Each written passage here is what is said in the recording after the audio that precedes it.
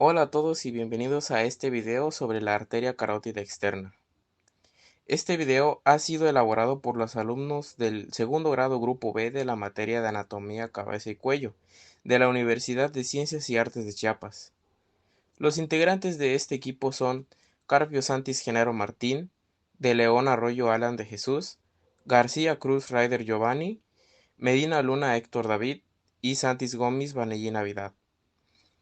En este video vamos a explicar las características, el origen, el recorrido, las ramas y las relaciones de la arteria carótida externa, así como su importancia clínica. Esperemos que este video sea de su interés y que les ayude a comprender mejor este tema tan importante para la anatomía de la cabeza y el cuello. Sin más preámbulos, comencemos. La arteria tiroidea superior nace cerca del origen de la carótida externa, inferior al asta mayor del hueso hioides, profundamente en relación a los músculos infrahioideos. La arteria lingual nace de la carótida externa, zona del músculo constrictor medio de la faringe. Nace un poco más alta del origen de la tiroidea superior, encima del asta mayor del hueso hioides, profundamente relacionada con nervio hipogloso y músculo digástrico. La arteria faríngea ascendente tiene tres conjuntos de ramas que se distribuyen hacia las estructuras circundantes. La primera es la arteria meningia posterior, que atraviesa el agujero lacerum, el foramen yugular y el canal hipogloso para llegar a la fosa cerebelosa. Esta arteria irriga la dura madre adyacente y los nervios hipogloso, glosofaringio y vago. La segunda es la arteria timpánica inferior, que atraviesa el canalículo temporal en la superficie inferior de la parte petrosa del hueso temporal. Esta arteria irriga la pared medial de la cavidad timpánica y la trompa faringotimpánica, que conecta con el oído medio con la faringe. La tercera son las ramas faringias, que son 3 o 4 ramas que se descienden para irrigar los músculos constrictores de la faringe, el estilofaringio, el paladar blando y la amígdala palatina. La arteria faríngea ascendente es una arteria pequeña pero significativa para la vascularización de la cabeza y el cuello. Como introducción, la carótida externa es una rama de la arteria carótida primitiva que se extiende desde el cuello hasta la mandíbula, el temporal y el maxilar. La carótida externa tiene especial relevancia para la irrigación de la parte lateral de la cabeza debido a que presenta aproximadamente 7 ramas colaterales y 2 ramas terminales, cada una con sus respectivas ramificaciones y lugar de llegada. Arteria occipital. La arteria occipital se distribuye por algunos músculos del cuello, por la dura madre que tapiza las fosas laterales posteriores de la base del cráneo y por la piel de la parte posterior de la cabeza. Esta se halla situada en la región lateral y superior del cuello y en el occipucio, llegando sus ramas terminales a la región parietal, atendida la dirección que ofrece y los sitios que ocupa. Esta se divide en 3 porciones, que es la porción oblicua o cervical, la horizontal u occipital y trozo ascendente o vertical, y se extiende desde la parte posterior de la carótida externa hasta la piel que cubre la región parietal. Esta nace de la carótida externa en su parte posterior a nivel del nacimiento de la arteria facial y en ocasiones por encima de su origen. Se dirige oblicuamente hacia arriba y atrás hasta la apófisis mastoides, a cuya parte interna se sitúa, desde esta eminencia ósea, y lo cual se dirige horizontalmente por debajo de la línea curva occipital superior y al llegar a las inmediaciones de la protuberancia occipital externa o posterior. De horizontal se hace ascendente y cubierta solo por la piel, y terminan en la porción de esta membrana que cubre la región parietal. La arteria auricular posterior. Es la tercera rama de la arteria carótida y surge en la zona posterior por encima de la arteria occipital. Está relacionada con el músculo estiloideo del vientre posterior del digástrico y llega al borde anterior de la apófisis mastoides, y esta se divide en dos ramas terminales que son las ramas parotideas. Bueno, pasando conmigo del tema que es arteria maxilar y la arteria temporal superficial.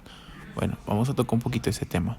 La arteria maxilar es una de las dos ramas terminales de la arteria carótida externa, junto con la arteria temporal superficial. La arteria maxilar se origina en la porción profunda del cuello de la mandíbula.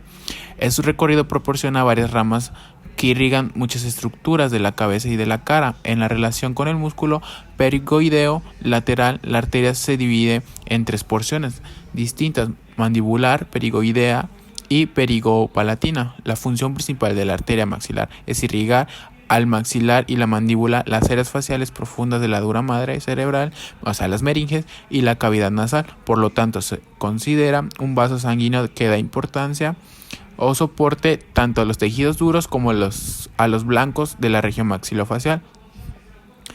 Sobre la visión general, el tronco principal de la arteria maxilar se divide en tres porciones que se denominan de acuerdo con las estructuras relacionadas a lo largo de su trayecto. Estas tres porciones se pueden llamar porción mandibular, porción perigoidea y porción perigopalatina. La primera llamada así porque se enrolla en lo profundo del cuello de la mandíbula. El segundo, el perigoidea, tiene nombre debido al que viaja entre dos cabezas del músculo perigoideo lateral. La porción perigopalatina, esta porción obtiene su nombre de la fosa perigopalatina en la cual se encuentra. Convencionalmente, estas tres porciones se describen como porción anterior y porción posterior al músculo perigoideo lateral. Este es útil ya que de las 15 ramas de la arteria maxilar, las 5 ramas de la segunda porción, parte del músculo perigoideo lateral, se consideran ramas que se dirigen hacia los tejidos blancos y no discurren a través de forámenes de los huesos. Sin embargo, las 10 ramas restantes de los primeros y tercera porción sí atraviesan forámenes. La arteria maxilar continúa como una de las divisiones terminales de la arteria carótida externa a nivel del cuello de la mandíbula y pasa hacia adelante entre este y el ligamento esfenomandibular. Continúa cruzando profundamente hacia la porción inferior de la cabeza y pasa hacia adelante entre las dos cabezas del músculo perigoideo lateral para finalizar en sus ramas laterales de la fosa perigopalatina. Y ya por último, tocando sobre las ramas de la porción mandibular, la arteria auricular profunda es la primera rama de la porción mandibular.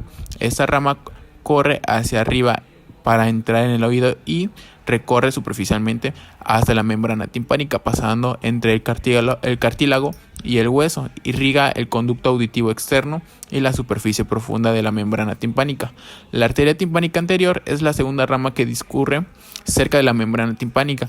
Pasa profunda a esta membrana a través de la fisura petrotimpánica hasta el oído medio para unirse a los anastomosis circular alrededor de la membrana timpánica. La arteria meringia media cursa directamente hacia arriba por medio del foramen espinoso, los huesos esfenoides, para unirse a las dos raíces de los nervios auricular temporal.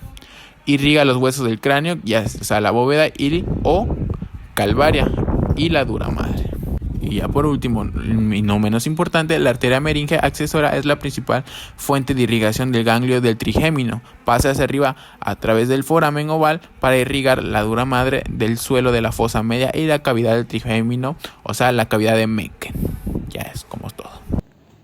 La porción pterigoidea irriga principalmente los músculos masticadores y buccinadores. Estos son temporal profundo anterior y posterior, pterigoidea, mastetérica y bucal.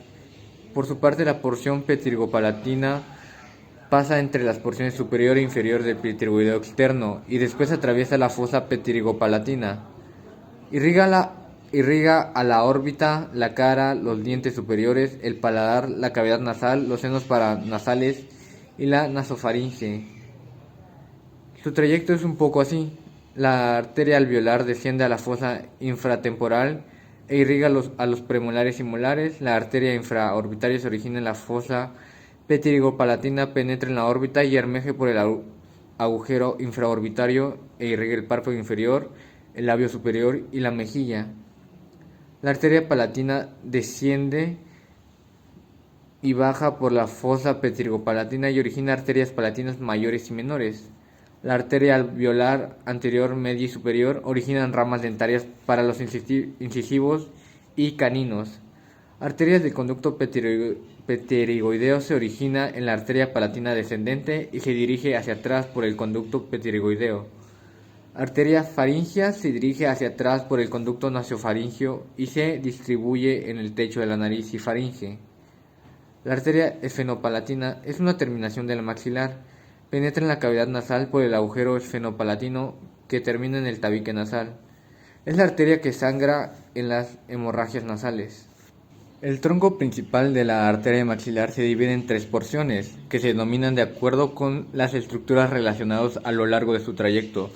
Estas 3 porciones son la porción mandibular, llamada así porque se enrolla en lo profundo del cuello de la mandíbula. La porción pterigoidea que tiene ese nombre debido a que viaja entre las dos cabezas del músculo pterigoideo lateral, y la porción pterigopalatina. Esta porción obtiene su nombre de la fosa pterigopalatina en la cual entra. Estas 3 porciones se describen como porción anterior, superior y porción posterior al músculo pterigoideo lateral. Esto es útil ya que de las 15 ramas de la arteria maxilar, las 5 ramas de la segunda porción se consideran ramas que se dirigen hacia los tejidos blandos y no discurren a través de forámenes en los huesos. Sin embargo, las 10 ramas restantes de la primera y la tercera porción sí atraviesan los forámenes. Podemos concluir que la arteria carótida externa es una arteria muy extensa que ocupa un espacio desde la porción superior de nuestro cráneo hasta la porción superior de nuestro corazón. Se divide en varias ramas y subramas. Tiene las funciones muy importantes ya que son las que llevan la sangre en todas estas regiones. Lleva sangre específicamente a la cara, la lengua y partes externas de la cabeza.